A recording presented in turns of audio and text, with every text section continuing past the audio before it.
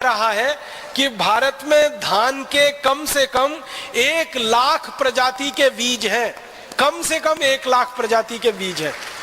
और ये बात अंग्रेज कह रहा है सन 1822 के आसपास कह रहा है। सन 1822 तक इस देश में धान की 1 लाख से ज्यादा प्रजातियां मौजूद थी और आज सन 2009 के आते आते भी 50,000 धान की प्रजातियां तो अभी भी इस पूरे देश में मौजूद है, सन 2009 के आते आते भी। तो इतना ज्यादा विविधता वाला ये देश है। फिर अंग्रेज कहते हैं कि भारत में सबसे पहला हल बना पूरी दुनिया का और सारी दुनिया ने हल बनाना और खेत में हल को चलाना भारतवासियों से सीखा है। ये भारत का सारी दुनिया को सबसे बड़ा कंट्रीब्यूशन है। फिर एक अंग्रेज कहता है कि हल के अलावा खुरपी आप समझते हैं निराई गुड़ाई करने के लिए उपयोग में आती है। खुरपी है, खुरपा है, हसिया है, हथौड़ा है, बेलची है, कुदाली है, फावड़ा है, पवित्र है, रहट है, ये सभी शब्द आपके शायद जाने पहचाने हैं। अंग्रेज कहते हैं कि ये सब चीजें दुनिया में बाद में आई हैं, भारत में सैकड़ों साल पहले ही ये बन चुकी हैं और इनका उपयोग होता रहा है। माने खुरपी, खुरपा, हसिया, फावड़ा, कुदाली जो सारी दुनिया में आज भी इस्तेमाल होते हैं खेत के लिए, वो भारत में सबसे पहले विकसित हुई हैं। और बीज को एक पंक्ति में बोने की जो परंपरा है वो हजारों साल पहले भारत में विकसित हुई है। दूसरे देशों को तो उसकी कभी कल्पना नहीं रही है। और इसी तरह अंग्रेजों के इंग्लैंड में 1750 में पहली बार कुछ किसानों ने भारत आकर खेती सीखी और यहां से जाकर अपने इंग्लैंड में उन्होंने कुछ प्रयोग किए और उसके बाद खेती का काम थोड़ा बहुत उनके यहाँ आगे बढ़ा। उसके पहले कोई उनके यहाँ रिकॉर्ड्स नहीं मिलते हैं कि खेती उनके यहाँ कोई बहुत अच्छी होती थी। तो आप पूछेंगे 1750 के पहले ये इंग्लैंड वाले जीते कैसे थे या स्कॉटलैंड वाले कैसे जीते थे अगर खेती इतनी अच्छी नहीं थी। वो जंगल के द्वारा होने वाले उत्पादन और पशुओं को शिकार करके उनके द्वारा उत्पादित होने वाले मांस पर जिंदा रहते थे।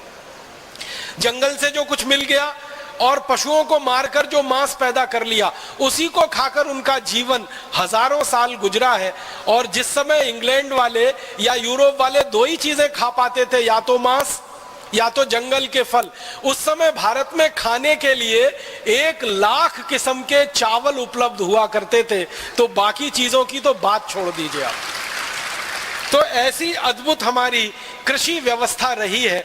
और इसी कृषि व्यवस्था के साथ थोड़ा आगे 2-3 बातें और कहता हूं कि कृषि व्यवस्था जब इतनी अद्भुत रही हमारे देश में तो उत्पादन सारी दुनिया में सबसे ज्यादा हम करते रहे और उस उत्पादन को दुनिया भर के देशों में हम निर्यात करते रहे। तो भारत से लोहा ही निर्यात नहीं किया हमने, कपड़ा ही निर्यात नहीं किया है। हजारों साल तक भारत का चावल दुनिया में निर्यात हुआ है। हजारों साल तक दालें भारत ने दुनिया को निर्यात की हैं।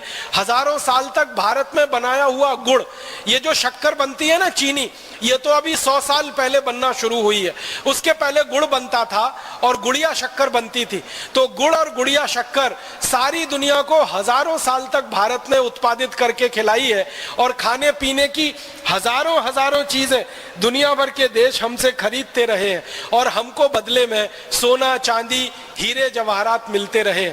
अब मैं एक आखिरी बात कहना चाहता हूं आपसे, वो ये कि भारत ने कृषि उत्पादन में सर्वोच्चता हासिल की, भारत ने औद्योगिक उत्पादन में सर्वोच्चता हासिल की, भारत ने व्यापार में सर्वोच्चता हासिल की। ये सबका आधार था भारत की शिक्षा व्यवस्था। अगर शिक्षा व्यवस्था अच्छी नहीं होती तो शायद भारत ये कोई भी काम अच्छा नहीं कर पाता। किसी भी देश का तरक्की का पैमाना हम जब नापते हैं ना कि इस देश का कितना विकास है, तो 2 ही चीजों से वो पैमाना नापा जाता है और बनता है। पहला होता है स्वास्थ्य और दूसरा होता है चिकित्सा। भारत का स्वास्थ्य दुनिया में सबसे अद्भुत रहा है क्योंकि इस देश में चिकित्सा विज्ञान दुनिया में सबसे ज्यादा उन्नत स्थिति में रहा है। चिकित्सा विज्ञान में हजारों किस्म की आयुर्वेद की जड़ी बूटियां और सर्जरी की सारी विद्या पूरी दुनिया को यहीं से गई है। और अभी जो सर्जरी के पुराने दस्तावेज मिलते हैं वो बताते हैं कि भारत में हिमाचल प्रदेश, और पूरा महाराष्ट्र, कर्नाटक, आंध्र प्रदेश, तमिलनाडु, केरल, ये 7-8 राज्य थे जहां सर्जरी के सबसे बड़े शोध केंद्र चला करते थे। और एक दो नहीं, हजारों सर्जरी के विशेषज्ञ इन केंद्रों में पढ़कर तैयार होते थे और समाज की सेवा करते थे। आपको सुनकर हैरानी होगी, जब दुनिया में कोई नहीं जानता था, आंख में